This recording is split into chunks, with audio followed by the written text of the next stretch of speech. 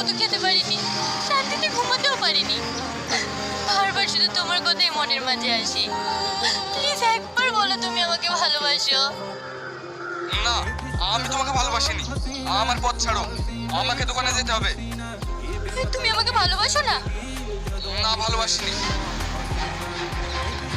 তুমি যদি আমাকে ভালো না বাসো তাহলে আমি এই জীবন রাখবো না। কি পাগলামো করছো?